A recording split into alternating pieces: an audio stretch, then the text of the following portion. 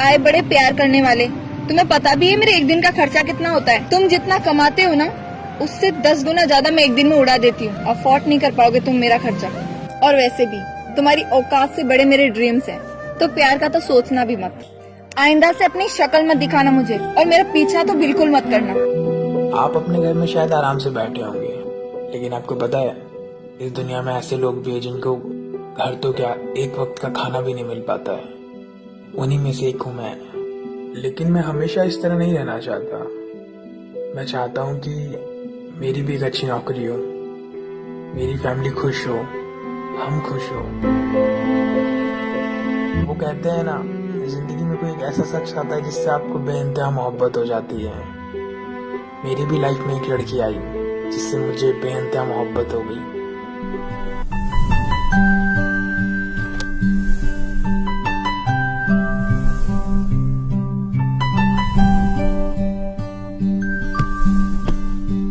हाय। Hello. तुम क्या पढ़ रहे हो? मैं यूपीएससी के नोट्स पढ़ रहा हूँ। यूपीएससी का? मैं भी वही पढ़ रही हूँ। अच्छा, गुड।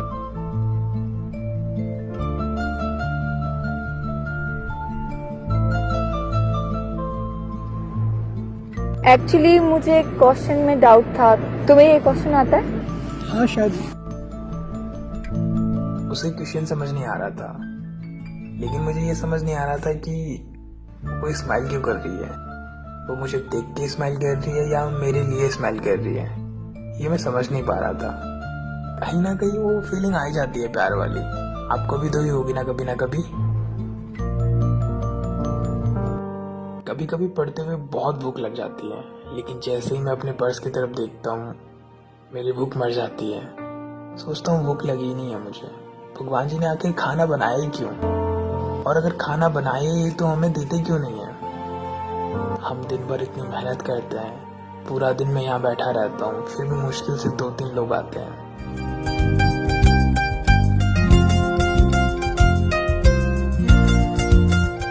मुझे सबसे अच्छा पता है कब लगता है, जब मैं इससे मिलता हूँ और बातें करता हूँ।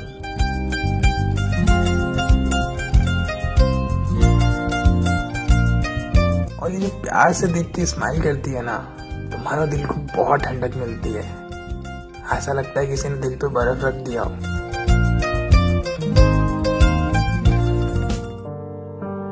और कभी कभी तो ऐसा वक्त आता है कि बैठे बैठे सुबह से शाम हो जाती है, हम भूखे प्यासे रह जाते हैं। ना हमारे पास कोई सेविंग्स होती है कि अगर आज कोई नहीं आया तो हम उन पैसों से कुछ खा लें। और जैसे ही मैं अपनी किताबें खोलता हूँ मेरा सारा दिन किताबों पे आ जाता है। भले मुझे कितनी भूख लगी, कितनी प्यास लगी, ये सब भूल जाता हूँ। इसलिए मैं हमेशा पढ़ता रहता हूँ। जिस्म से जान तक पास आते गए, इन निगाहों से दिल में समाते गए। जिस्म से जान तक पास आते गए, इन निगाहों से दिल में समाते गए। ये एक मोची है, और आज तक मैं एक मोची के साथ पढ़ रही थी। ऐसा सबक सिखाऊंगी आइंदा से कभी मेरे आसपास भटकने की ये हिम्मत भी नहीं करेगा। साक्षी, मेरी बात तो सुनो। अरे साक्षी, मेरी बात तो सुनो। तुम मुझे इग्नोर क्यों कर रही हो? साक्षी, मेरी बात तो सुनो।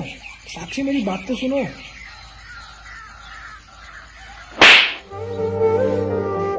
मेरा पीछा क्यों कर रहे हो?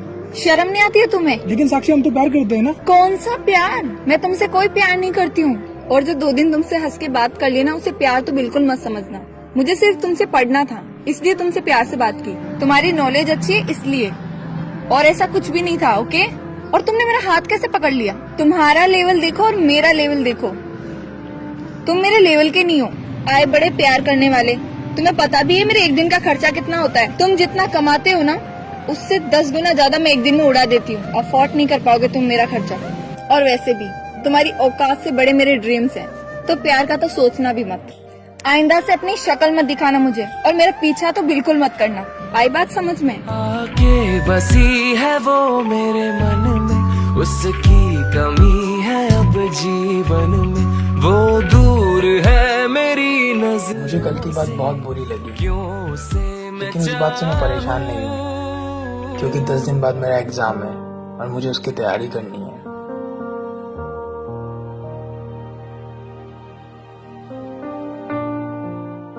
मेरा सेंटर बीकानेर के किसी स्कूल में आया। जब मैं बीकानेर पहुंचा, देखा तो बाकी लड़के होटल में रुक रहे थे, लेकिन मेरे पास इतने पैसे नहीं थे, इसलिए मैं फुटपाथ पे ही सो गया। हाँ, मानता हूँ कि ये गलत है, मुझे फुटपाथ पे नहीं सोना चाहिए था, लेकिन मेरी मजबूरी थी।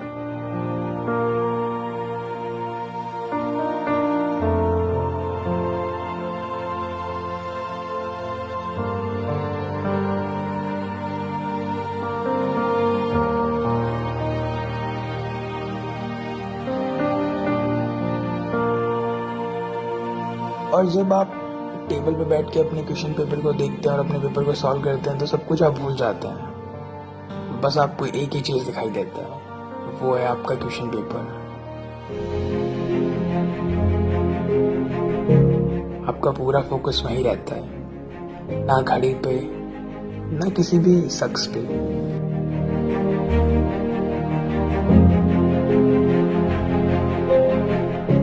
मैंने जितनी मेहनत करी थी इतने सालों में, मुझे खुशी मिली क्योंकि वो सब क्वेश्चन मुझे आते थे, क्योंकि मैंने मेहनत करी थी।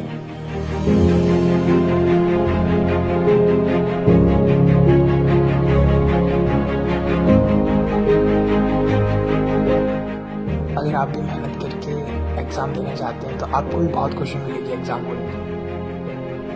ये मेरी जिंदगी का सबसे इम्पोर्टेंट पल है, क्योंकि इसके बाद मेरी जिंदगी बदलने वाली है।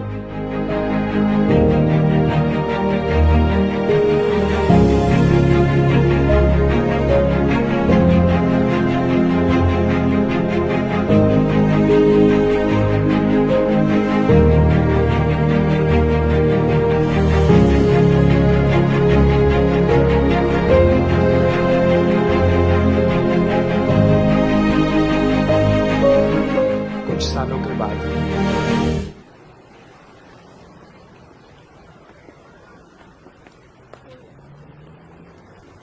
यार, किस गधे के साथ फंस गई हूं मैं। बाइक के पेपर्स भी नहीं है इसके पास। फालतू में मेरी इंसल्ट करवा दी इसने।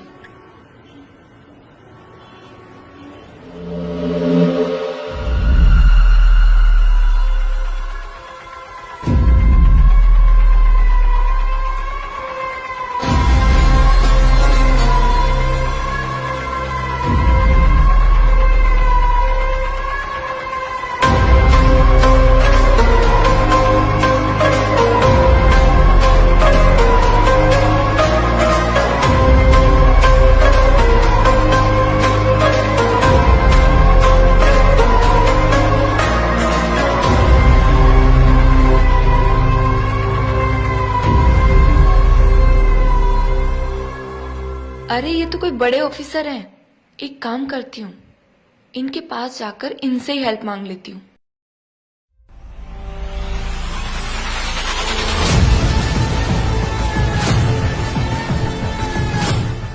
आनंद, तुम यहाँ? ओ, तो तुम पुलिस ऑफिसर बन ही गए। अच्छा हो तो मुझे यहाँ मिल गए। अब मेरे फ्रेंड की बाइक छुड़वा दो ना प्लीज।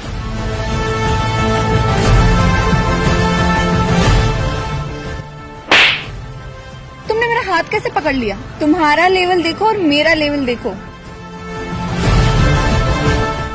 एक तो तुम लोगों ने हेलमेट नहीं लगा रखा है। तुम्हें पता भी हेलमेट नहीं लगाने से कितने लोगों की जान जा रही है।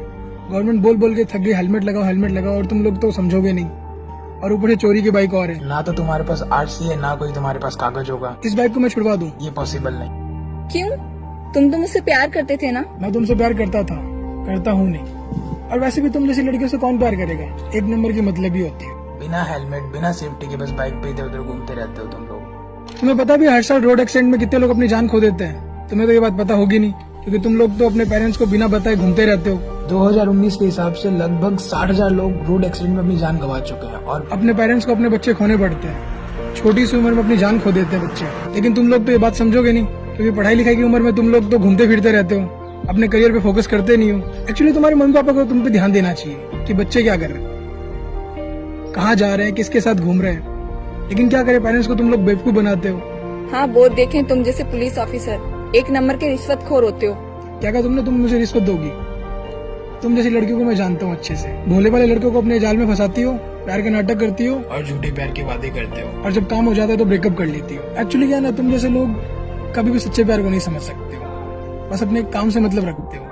कोई तुमसे कितना प्यार करता है तुम्हें कोई फर्क ही नहीं पड़ता, बस पैसों के लिए तुम प्यार करते हो और उसे छोड़ देते हो।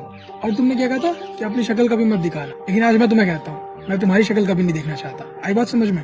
रामधन, इनकी गाड़ी सीज करके इनको रवाना कर दो पैदल। मेरा इंतकाम देखेगी, ठुकरा के मेरा प्यार, मेरा इंतकाम देखेगी।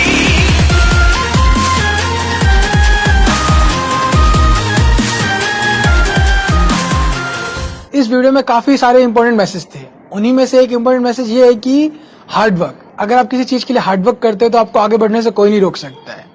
आप ये मत सोचिए कि लोग क्या सोचेंगे, लोग क्या कहेंगे। आप ये सोचिए कि आप क्या चाहते हैं, आप अपनी लाइफ में क्या करना चाहते हैं, वही मायने रखता है। कोई भले कुछ भी बोले, आप उन पे ध्यान मत दीजिए। आप सिर्फ अपने करियर पे फोकस कीजिए। अगर आप अपने करियर पे फोकस करते हैं तो आपको सक्सेस जरूर मिल जाएगी।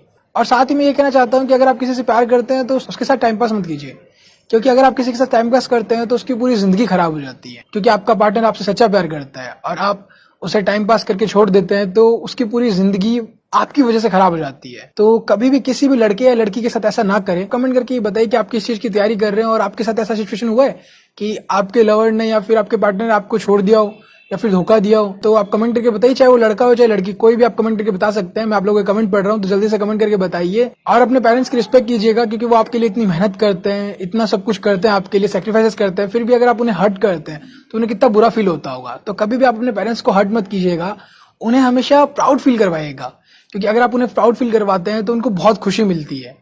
और अगर आप गलत काम करते हैं उन्हें बहुत दुख होता है, उन्हें सोसाइटी में बहुत कुछ सुनना पड़ता है। तो कभी भी आप ऐसा काम ना करें और हमेशा अपने पेरेंट्स की बहुत ज्यादा रिस्पेक्ट करें और हमेशा बुरे वक्त में अच्छे वक्त में उनका साथ दे, खुशियों का कारण बने।